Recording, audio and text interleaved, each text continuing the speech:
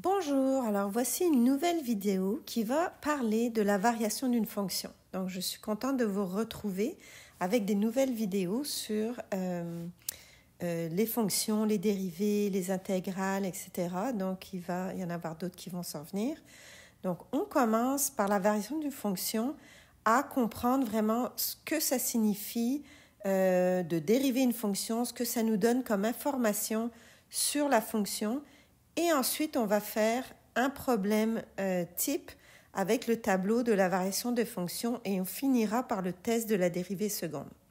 Donc d'abord, comprenons qu'est-ce qu'on veut dire par dérivée d'une fonction et connaître sa variation.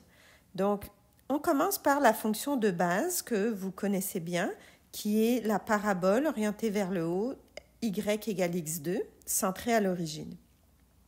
Donc, ce qu'on veut savoir ici, c'est sa variation. Qu'est-ce que ça veut dire? Mais en fait, on veut savoir quand est-ce qu'elle est croissante, c'est-à-dire, par exemple, ici, quand est-ce que, au fur et à mesure que les valeurs de x augmentent, y augmente. Quand est-ce qu'elle est décroissante ici? On voit que quand x augmente, y diminue. Ou certains points particuliers, comme par exemple ici, quand est-ce que la pente, n'est-ce pas, est égale à 0. Pourquoi? Parce que c'est un minimum dans ce cas-là. Alors, imaginons qu'on ne pouvait pas voir cette fonction, qu'on ne peut pas la voir. Tout ce qu'on se connaît, c'est sa dérivée. Donc, en dérivant la fonction, f' de x, la dérivée de x2, c'est 2x, donc ça nous donne une droite. Cette droite-là est en fait la fonction qui va nous donner de l'information sur la fonction d'origine. Donc, la fonction, la dérivée, y égale 2x, nous donne de l'information sur la fonction y égale x2. Elle va nous donner de l'information sur sa variation.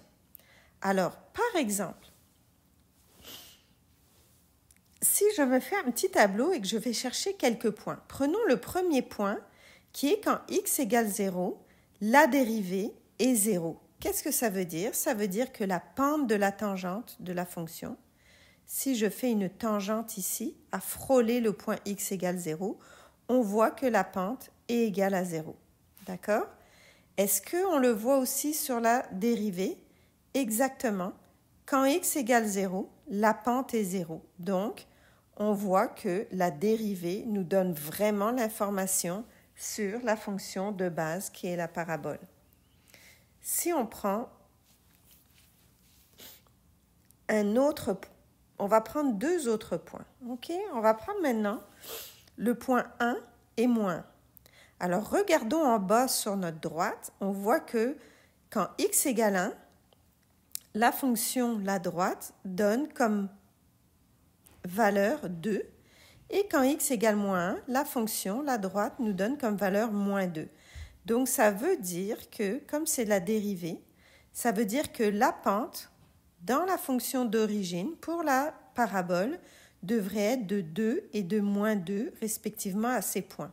Alors, allons vérifier si c'est vrai. Donc, si je monte ici, au point x égale 1, si je trace une tangente et que je calcule sa pente, j'ai bien exactement delta y sur delta x qui va être 2 sur 1. J'ai bien une pente de 2. De la même façon ici, si je vais au point ici, x égale moins 1, j'ai bien une pente si je fais delta y sur delta x, rise over run, j'ai bien une pente de moins 2. Donc oui, on peut dire que la fonction dérivée ici nous a donné exactement, pour le même point, exactement la valeur de la pente pour la fonction d'origine. On va faire maintenant une autre fonction du troisième degré, un tout petit peu plus difficile, et on va regarder sa dérivée.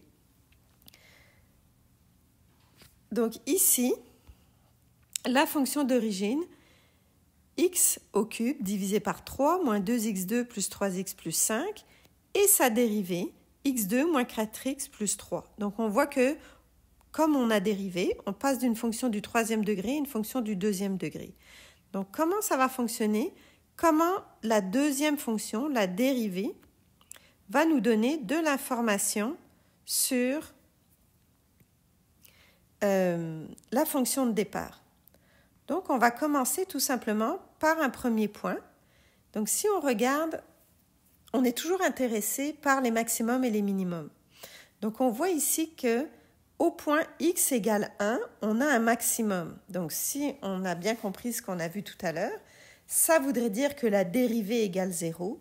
Donc, normalement, au point x égale 1, la fonction, la dérivée plus bas, devrait avoir un point égal à 0, et c'est bien ce qu'on a. Vous voyez ici, à x égale 1, la valeur de la fonction est bien 0. De la même façon, ici plus haut, quand x égale 3, nous avons bien ici, pour le minimum, à x égale 3, la fonction dérivée passe bien par le point x égale 3, y égale 0. Voyons maintenant pour la variation. Là, on a vu pour les minimums, maximums. Voyons voir pour la croissance et la décroissance. Donc, on note qu'ici, en mauve, c'est la partie de la fonction où la pente est positive. D'accord? Ou on peut dire ça monte. D'accord? La pente est positive parce que la fonction est croissante. Ou si tu étais un petit bonhomme qui se promènerait dans le sens positif de l'axe des X, tu verrais que tu es en train de monter une montagne. Dans les deux cas, sur la partie mauve. Donc, dans ces deux parties, la pente est positive. Donc, normalement, en bas sur la fonction dérivée, nous devrions avoir l'endroit où la fonction est positive. Et on le voit bien que ici, de moins l'infini jusqu'à 1, la fonction est positive.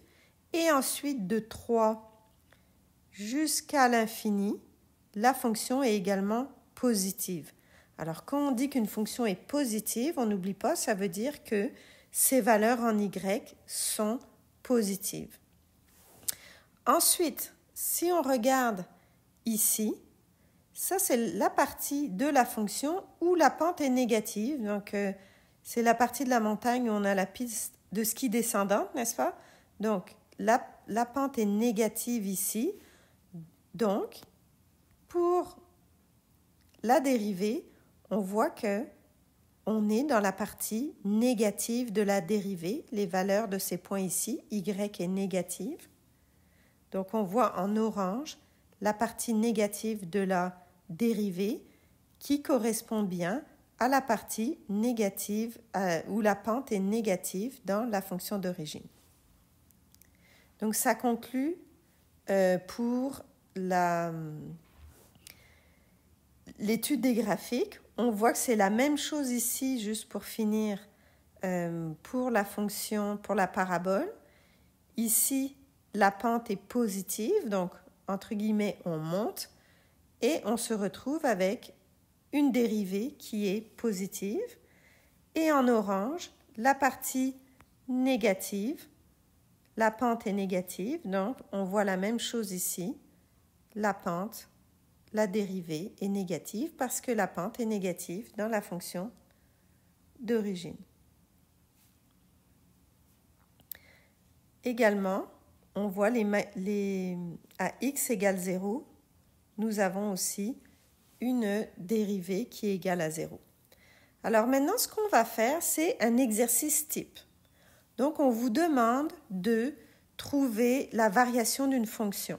Je prends la même fonction, j'ai gardé le graphique ici dans le coin supérieur gauche de l'écran pour que ça nous donne une référence. Mais en fait, l'idée, c'est qu'on soit capable d'analyser cette fonction sans graphique. D'accord?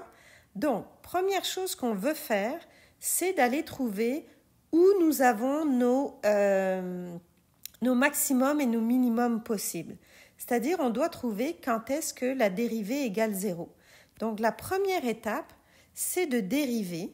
Donc, on calcule f' de x. Donc, pour dériver, tu utilises tes formules de dérivation. Et ce n'est pas le sujet de ce vidéo. Ça nous donne x2 moins 4x plus 3. En deuxième étape, tu veux savoir quand est-ce que cette dérivée égale 0. Donc, tu poses la dérivée égale à 0 et tu résous pour x. Donc, tu peux utiliser toutes sortes de méthodes de résolution d'équations du deuxième degré, la méthode produit-somme, la méthode avec la formule quadratique, et ça nous donne 2 points, x égale 1 ou x égale 0.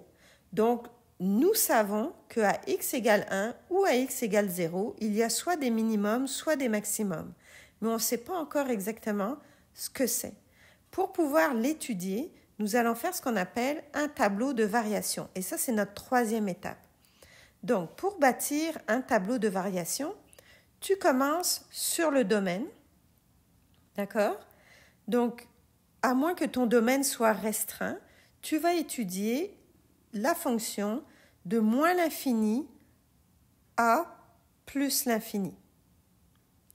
Et nous savons aussi qu'il se passe quelque chose, qu'il y a des maximums ou des minimums à 1 et à 3.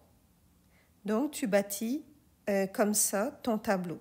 S'il y avait eu plus de valeurs pour quand on a résolu f' de x égale 0, mais il y aurait eu plus de points ici. Ensuite, ce qu'on veut savoir, c'est ce qui se passe de chaque côté de ces maximums et de ces minimums. Donc, on veut savoir le signe de la dérivée avant, par exemple, le point 1, pour savoir est-ce que la variation est positive ou négative. Donc, avant le point 1, est-ce qu'on a, ici, par exemple, on sait d'avance que la variation va être positive, mais on voit, par exemple, vous voyez ici au point 1, on ne sait pas encore que c'est un maximum. On va le découvrir, mais on ne le sait pas. Donc, pour le découvrir, on va aller voir avant le point 1 et après le point 1, la variation. Et si on voit qu'à gauche du point 1, la variation est positive, donc la pente est positive et qu'après, elle est négative, donc ça veut dire qu'on monte et on descend, donc on aura un maximum. Donc, allons évaluer. Donc, la première chose à faire, c'est de se choisir n'importe quel point entre moins l'infini et 1. On va faire ça simple et on va prendre 0. Donc, si x égale 0, on va juste chercher le signe de f de x. Donc, il ne faut pas se tromper de fonction. On va bien chercher ici la valeur de f de x avec f de x. Donc, f de x va être égal à 0 au carré moins 4 fois 0 plus 3 parce que x égale 0 et ça nous donne 3. Donc, on voit ici comme 3 est positif. Ça veut dire que le signe de la fonction est positif. Donc, la fonction est croissante. On va évaluer ça maintenant entre 1 et 3. On va faire la même chose entre 1 et 3. On se prend n'importe quel point. On fait ça simple. On prend x égale 2. f' de x, c'est 2 au carré moins 4 fois 2 plus 3, qui nous donne moins 1. Ah ben, surprise, surprise, on voit que la variation ici, entre 1 et 3, est négative. Donc, c'est ce qu'on va aller écrire en haut dans notre tableau. La variation est négative. On fait maintenant la même chose entre 3 et plus l'infini. On prend un point au hasard, par exemple 4. Et on voit, même principe, que notre dérivée est égale à 3, donc elle est positive. Donc maintenant, on a une idée de la variation de la fonction partout sur son domaine. On sait que de moins l'infini à 1, elle est croissante, donc tu traces une flèche comme ça vers le haut. Ensuite, de 1 à 3, elle est décroissante parce que la dérivée est négative. Et on voit que de 3 à l'infini, elle est à nouveau croissante. Donc, on sait qu'on va avoir ici un maximum et un minimum. Maintenant, pour la dernière étape, il faut vraiment que tu ailles chercher toute l'information. Donc, on veut savoir les coordonnées complets des extrémums, c'est-à-dire maximum et minimum, et des bornes selon les situations. Donc, premièrement, nous savons ici qu'on a un maximum et un minimum à 1 et 3. Et comme ici, le domaine est de moins l'infini et que ça commence, la fonction commence, on le voit ici sur le graphique, elle est croissante. Donc, on voit que de moins l'infini, elle va être croissante. Et ensuite, elle va être croissante aussi jusqu'à plus l'infini. Donc, pour trouver les coordonnées du maximum et des minimums, donc on sait qu'on a un maximum à x égale 1. Donc, on remplace les valeurs de x et faites bien attention, erreur courante, dans la fonction de base, ici en haut, d'accord? Parce que maintenant, on veut les coordonnées. On est à notre fonction de départ. On ne travaille plus avec la dérivée. La dérivée nous donne seulement la pente de la tangente pour la fonction de base. Mais là, on veut les coordonnées des points. Vous voyez, ce point-là, à x égale 1, on veut ce coordonnées complet. Et ce point-là, à x égale 3, on veut son coordonnées complet. Donc, c'est pour ça qu'on remplace 1 dans la fonction de départ, la fonction qu'on étudie finalement, et ça nous donne 19 tiers. Même chose pour x égale 3, nous avons en y égale 5. Donc, ça nous donne les coordonnées de notre maximum et de notre minimum. Disons que si notre domaine n'avait pas été de moins l'infini à plus l'infini, mais je fais une petite modification au problème parce que c'est assez courant comme question. Le domaine avait été par exemple de 0 à l'infini. Donc ici, on aurait eu un autre point à étudier, d'accord, qui n'est pas forcément un maximum ou un minimum, on ne le sait pas encore, donc il faut l'étudier et trouver ses coordonnées. Donc on le cherche tout simplement ici, on voit qu'à x égale 0, nous avons, si je remplace encore dans la fonction de base ici en haut, ok, nous allons avoir y égale 5, donc on a un autre minimum ici qui est 0,5. Si je retrace ma petite esquisse ici, qu'est-ce que ça va me donner? Donc j'enlève la fonction avant 0, parce que maintenant mon domaine commence à 0, et on réalise que à la borne ici 0,5, ça me fait un autre minimum. D'accord? Donc maintenant, on se retrouve avec deux minimums parce qu'on a changé le domaine de la fonction. Donc on a un minimum à 0,5 et un minimum à 3,5. Avant, la fonction partait à l'infini, donc il n'y avait pas de minimum précis. Nous avions ce qu'on dit ici, un maximum qu'on appelle local et un minimum local.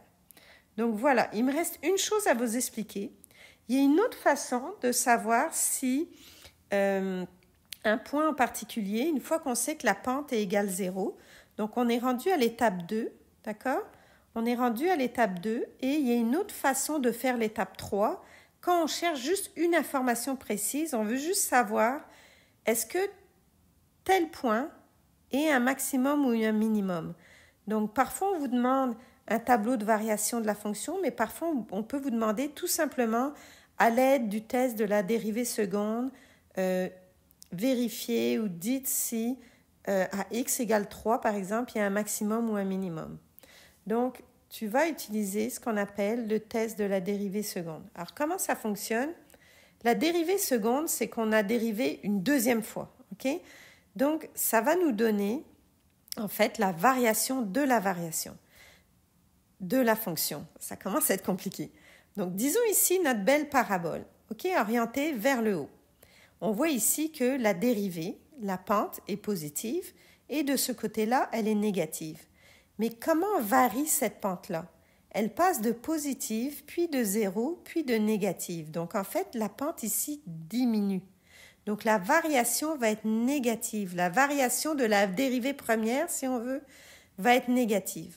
Donc, on voit que quand on a une dérivée seconde égale à 0, inférieure à 0, pardon, négative, on va se retrouver avec un maximum. Au contraire, quand on a une parabole orientée vers le haut,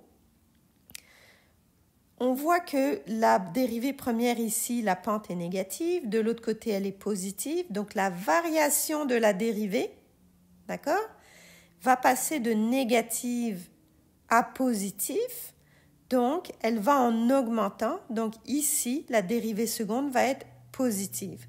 Donc quand la dérivée seconde est positive, nous avons un minimum. Donc, on va écrire cette information-là ici à droite pour s'en rappeler. j'avoue que c'est un peu le plus dur dans cette technique-là, c'est de ne pas oublier lequel est quoi. Donc, quand la dérivée est négative, c'est un maximum. Quand elle est positive, c'est un minimum. Ça peut être un peu dur à s'en souvenir rendu à l'examen IB au mois de mai. Donc, peut-être tu peux me marquer ça quelque part. Tu t'es fait peut-être un résumé des choses à te rappeler avant l'examen. Peut-être simplement rajouter dans ton cahier de formules. Cahier de formules que tu n'auras pas à l'examen, t'oublie pas, on va t'en donner un tout neuf, mais ça permet de savoir quoi réviser. Donc, voyons voir comment on fait le test. Donc, on fait le test quand on a fini l'étape 2. Donc, on a nos points x1 égale 1 ou x égale 1 ou x égale 3. Donc, on sait qu'à ces 2 points, on a soit un max, soit un min. Donc, on va tout simplement le tester. Donc, c'est une nouvelle étape 3. Vous voyez, j'ai mis étape 3 ici, à la place de l'étape 3 qui est en dessous. Donc, on commence par faire quoi? On dérive une deuxième fois notre dérivée première qui nous donne ici 2x moins 4. Et ensuite, on teste le signe pour chaque point. Donc, quand x égale 1, ça nous fait f' de 1 qui nous donne moins 2.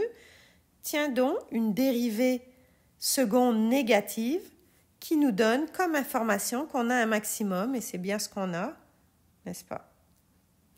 Ensuite, on va faire le même test pour le point x égale à 3. Donc, dérivée seconde au point x égale à 3 nous donne comme valeur plus 2, donc une dérivée seconde positive, qui nous donne bien, donc on voit qu'à x égale à 3, on a un minimum. Donc, voilà pour le test de la dérivée seconde. Mais ça ne nous empêche pas, selon la question, de trouver ensuite vraiment les coordonnées de notre minimum et de notre maximum. Mais au moins, avec le test de la dérivée seconde, on peut plus rapidement, parfois plus rapidement, trouver si un point est un maximum ou un minimum. Ce n'est pas toujours plus simple parce que, par exemple, pour les fonctions trigonométriques, ou quand on a une fonction complexe avec une dérivée, par exemple, un quotient, c'est pas toujours facile de dériver 2 fois, ça simplifie pas toujours la fonction. Donc voilà, j'ai fini. Bonne étude. N'hésitez pas à poser des questions en bas de la vidéo. Moi, je vais répondre à vos questions. Et puis, restez à l'écoute. Inscrivez-vous à la chaîne. Je vais ajouter des vidéos dans les prochaines semaines. Merci.